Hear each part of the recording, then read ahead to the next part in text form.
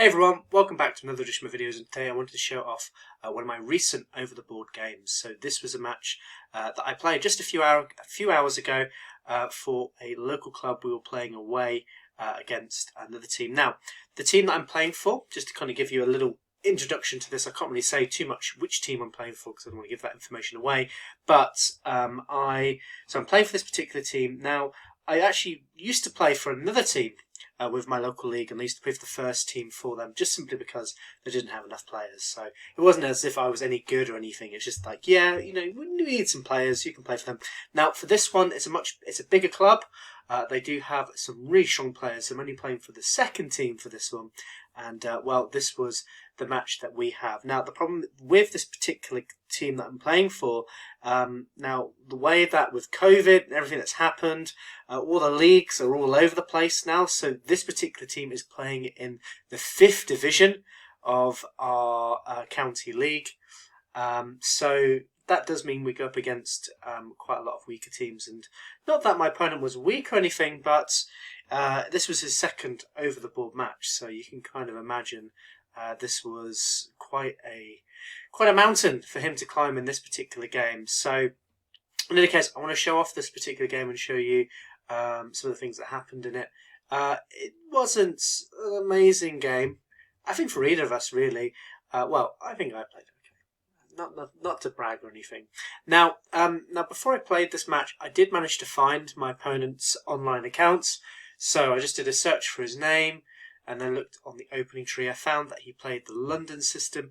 I can't stand the London system. I just cannot be bothered to play against such a boring opening. So whenever my opponent plays d4, unless I know they don't play the London system, I just go e5 here, and this is what I played here. You can already see the Lichess, it doesn't like e5. It says it's a blunder. It's okay. Hold on a sec before you click off this video. I like playing this line. So e5, I love playing, as you know. I love going into the Ungern gambit. I actually like playing the Charlotte gambit, which is like a sideline to this weird and wonderful gambit. But none of this happened.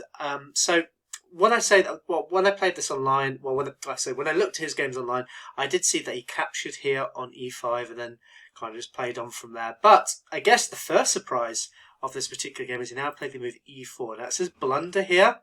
I don't really think it's a blunder. We're still in book, and weirdly we've transposed into some weird territory now. We're now into the centre game. Now after e takes on d5, e takes on d4, sorry, we can go into a number of different options here. Now white could just capture here on d4 and go into the centre game. They can play c3, going into some sort of Danish gambit. They can even do knight to f3. I like this move order with knight to f3. I've used this before in classical games to go into the Scotch gambit. So just to show you that, knight here and then transposing this way. So there's there is actually lots of flexibility to this particular line, so I wouldn't say it's bad. Of course, the most testing line is just to take that pawn. So we do need to. That's probably the best move for white. Anyway, in any case, so I captured here, and here my opponent captured with his queen. So he decided to go for the centre game. Now I have actually played this position before on the white side. I played this, gosh, about 11 years ago when I first started playing club chess, and I used to really like it. The idea being that after knight comes here, you normally tuck your queen onto e3, and then you just start developing your pieces. You do a long side castle, and then you just basically charge everything down on black's king side. A very nice position. I used to quite enjoy playing it, and I wouldn't say it's a bad system to go with.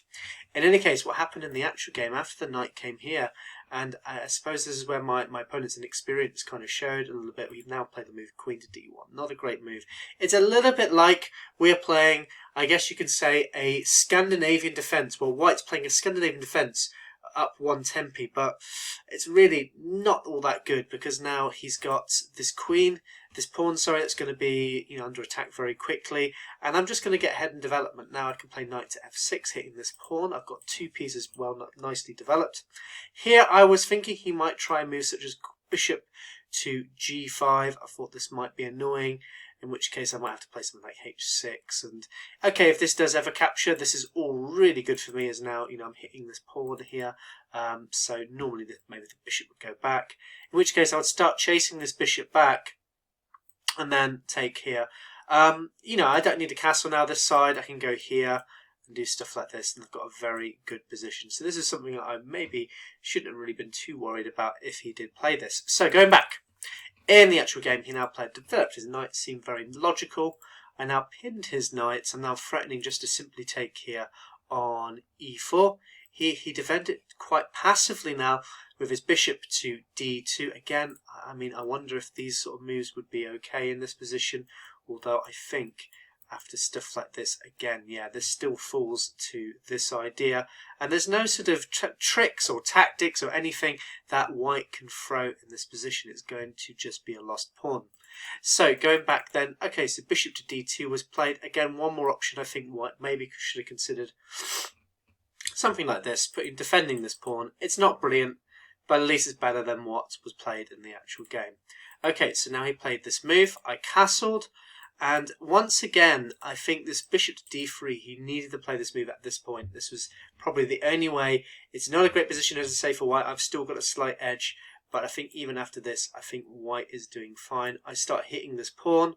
And okay, annoyingly, white probably needs to make a concession with f3. The reason why he needs to do that is I can start ramming some pawns down his throat. Maybe if he does something like this.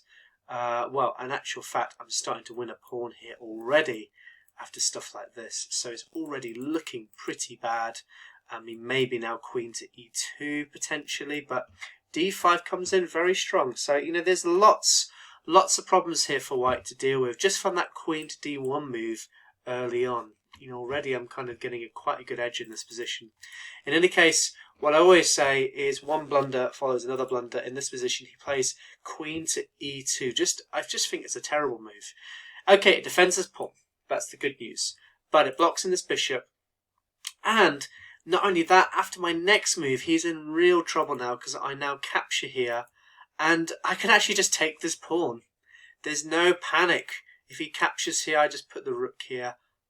I'm winning a queen. A very nice position here.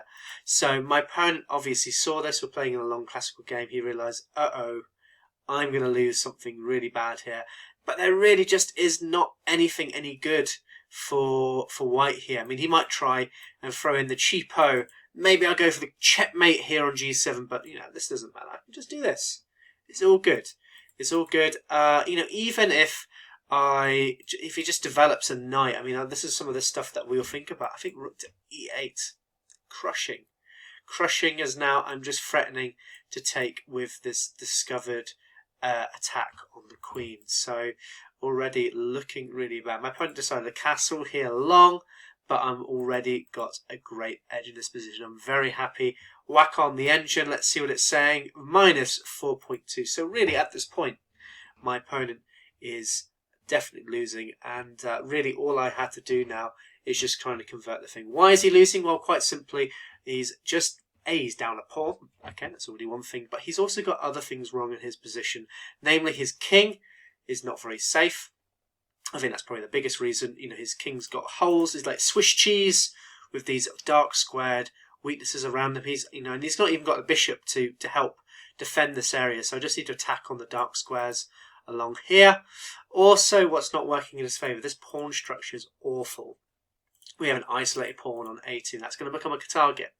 He's got these double isolated pawns on c2 and c3. Again, these are just targets for me. I'm just going to go after these really, really quickly. So in this position, I have a lot of good moves here. d6 is pretty good. Queen to f6 is pretty good. I decided on, though, just playing queen to g5. I thought this was fine. I think it shows an inaccuracy here, but I think this is okay.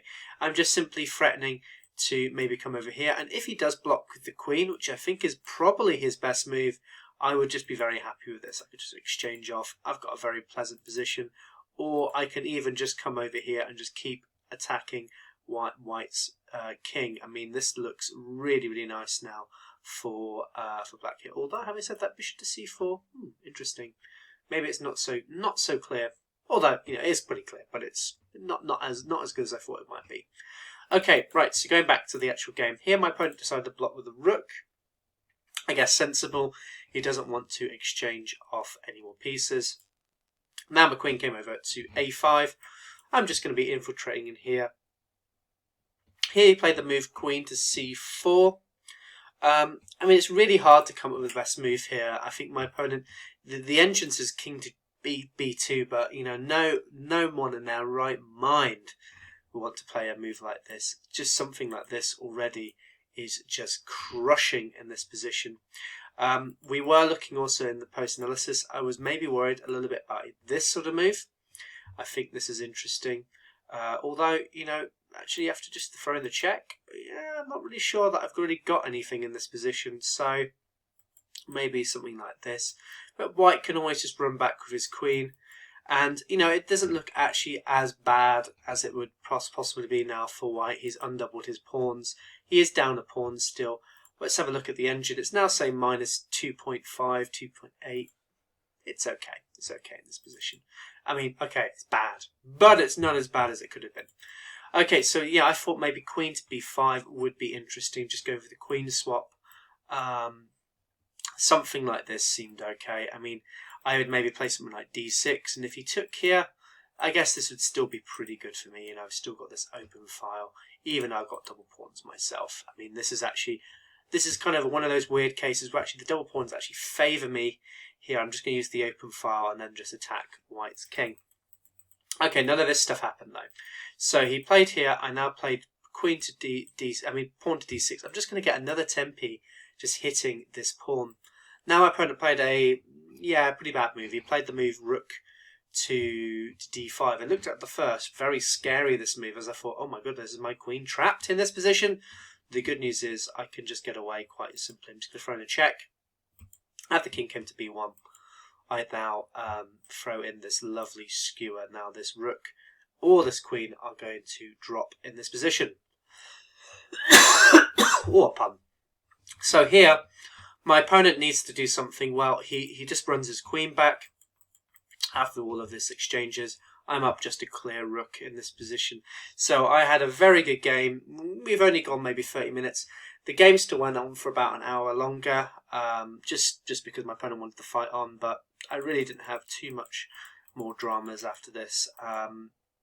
I slowly increased my advantage.